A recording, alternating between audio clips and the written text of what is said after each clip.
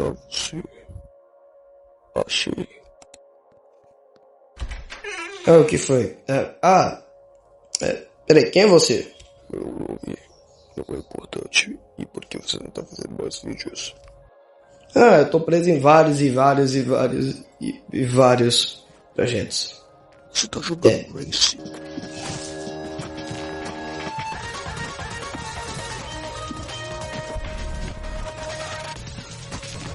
Olha, mesmo assim eu não tenho conteúdo pra fazer. Eu trouxe algo que você vai se interessar. Algo divino. Mas eu peço, faça um aviso. Então, por que eu faria isso? Eu te pago indo pro steak do Burger King. Aí é outra coisa.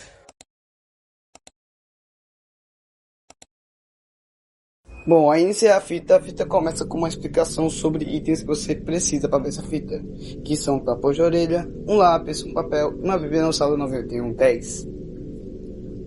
Bom, a fita continua explicando, falando sobre que caso tenha algum problema, você deve pegar o papel e botar os tampões de ouvido e começar a escrever o que eles descrevem na fita. Eu consigo ver este papel. Eu consigo ver minha mão. Eu não consigo ouvir os gritos de milhares. Eu não consigo ouvir a festa. Eu sou um ser humano que se move e respira no planeta Terra. Bom, a fita continua e explica que caso não funcione, você deve pegar e ressaltar o saldo 9110. E se não funcionar, você deve ligar para eles te resgatarem. Bom, com o tutorial dado, agora podemos realmente assistir essa fita do The Bot One.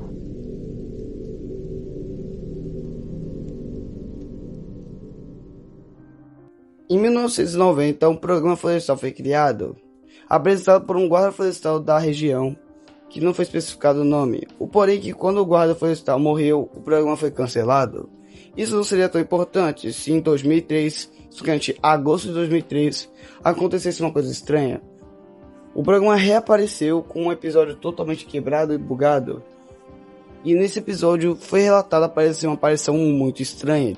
Uma criatura divinamente estranha. Com isso, eles tiveram de modificar a gravação, porque segundo eles, a gravação normal poderia causar erros de forma extremamente corrompida.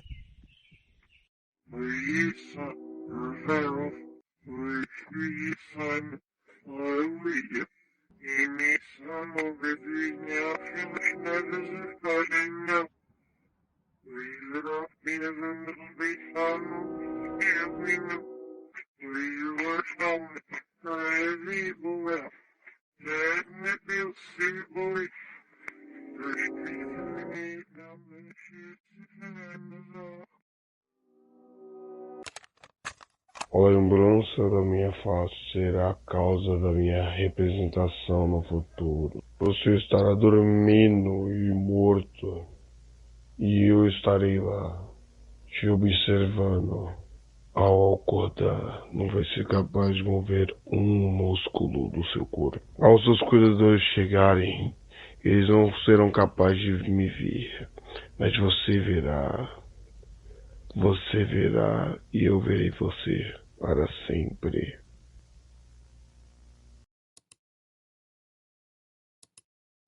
Bom, a fita continua e começa a explicar os efeitos colaterais da gravação, que foram sentidos por todos que estavam na região na época.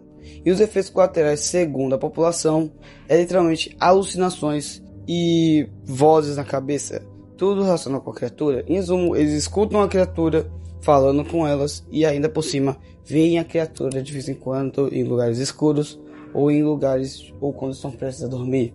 Tanto que alguém citou sobre escutar trombetas quando dorme, e o outro começou a dizer sobre a criatura comer a coluna dele. Bom, para iniciar eu preciso dar um pequeno contexto. Eu falo que realmente em 2003 teve um apagão relacionado com falhas humanas nos Estados Unidos. Só que nesse universo também aconteceu esse apagão, mas o motivo foi o evento que a gente já conhece, o The Watch One.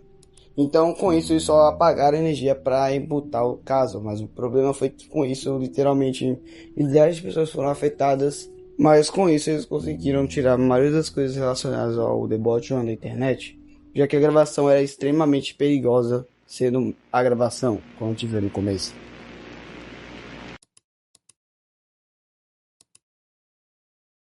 Bom, vou ter de explicar o que é um pseudocoma. Pseudocoma, ou síndrome do encarceramento, é uma síndrome derivada de lesão cerebral. E o que acontece? Essa síndrome faz que você perca toda a mobilidade do seu corpo. Tirando os olhos. Você pode ainda movê-los de certa forma, mas é um movimento meio limitado, você pode pensar. Bom, eu tô explicando isso por causa de um motivo bem simples. Depois do acidente envolvendo a anomalia de Bot1, meio que os casos de pseudocoma aumentaram muito comparados aos casos normais. Foi exatamente 509 pessoas afetadas com pseudocoma. Os médicos logo começaram a correlacionar a criatura com os casos, já que a criatura tinha esse efeito anômalo que poderia ser uma causa dos casos.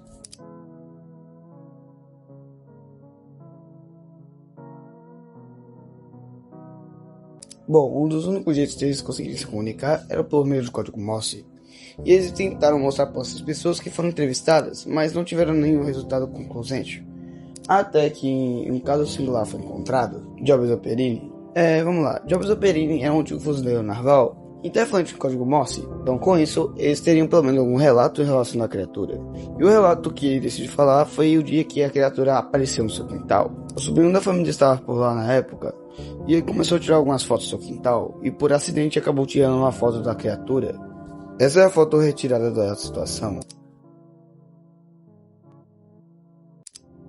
Depois desse incidente inicial, a criatura começou a perturbá-lo.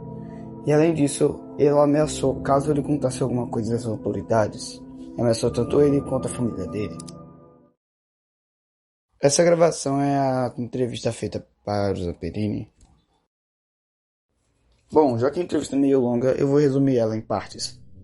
Vamos lá, a primeira pergunta é qual foi o primeiro sintoma que o Zamperini sentiu depois que acabou ficando paralisado. Em resposta, o Zamperini fala de um rosto que nunca desapareceu da mente dele. O oficial diz que praticamente várias pessoas que estiveram em contato com aquela fita viram esse rosto, e pergunta para Zamperini se ele acha que ia da cabeça dele esse negócio. Ele relatou que não, já que meio que essa criatura também estava vendo ele pela janela, e ele também relatou que a criatura parecia um certo senhor aí, né? Só que terrivelmente queimado. E também ele relatou escutar gritos de várias vozes e, antes de dormir, as trombetas.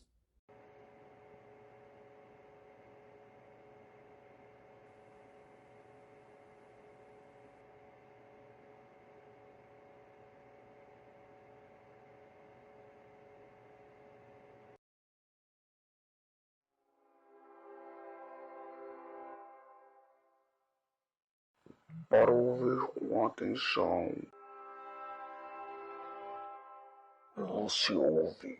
Você ouvirá a risada dos milhares enquanto o céu quebra. Você ouvirá as trombetas trocando seu som alegre. Os sangues da vida caindo sobre nós todos juntos. Ainda estaremos juntos.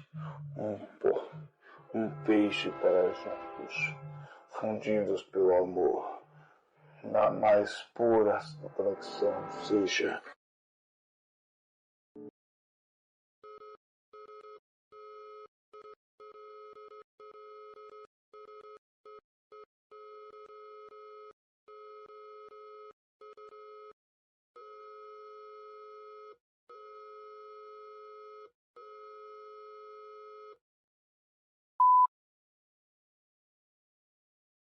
Porra, o YouTube deu uma fita amaldiçoada, caralho! Sim. Quê?